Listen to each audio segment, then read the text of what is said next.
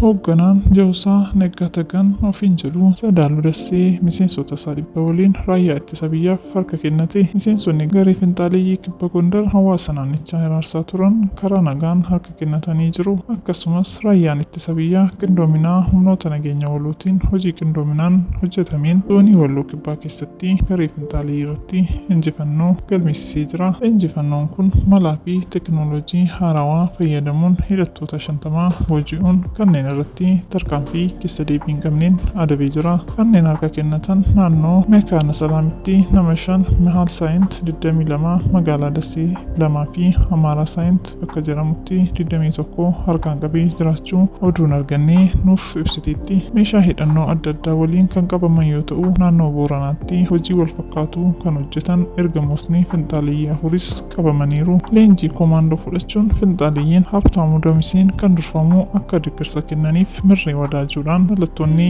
laastaa ta'anii achitti argamaniiru. Egaan injifannoo raayyaa ittisa biyyaa akkasumaan itti fufaa. Jaallatamtootaaf kabajamtoota keenya yeroo gaarii qabaadhaa. Galatooma.